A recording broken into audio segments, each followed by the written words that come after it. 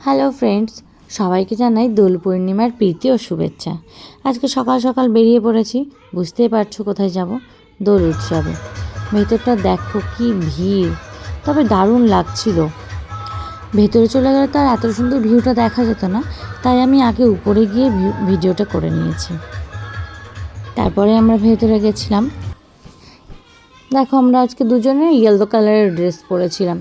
ও তো আগে পাঞ্জাবি পরতেই চাইতো না, কি জানি কী যে হলো, বিয়ের পর এখন সব কিছুতেই পাঞ্জাবিই পরতে চাই। আরও ভালো লাগে। এই পাঞ্জাবি পরা নিয়ে আগে কত বকতাম, কেন পরো না, সবাই কি সুন্দর পাঞ্জাবি পরে। আর এখন আমাকে বলতেই হয় না। আমার বর তো দাঁড়িয়ে অপেক্ষা করছে কখনো আমাকে মাখাবে। আর তারপরে আমি আমার বরকে মাখিয়ে দিলাম। দেখো কত ভালো করে মাখাচ্ছি। আর ও যেভাবে মাখালো, আমার তো মনে হলো ও যেন আমাকে বিয়ে করেই ভুল করে দিয়েছে, সব থেকে বড় ভুল। মানে ও সিঁথিতে এমনভাবে দিল আবিরটা, খুব তাড়াহুড়ো যেন ওর। তারপরে দেখো অবস্থা কী করেছে। আমাদের তো পুরো এখন লাল হলুদ বাঁদর মনে হচ্ছে, তাই না?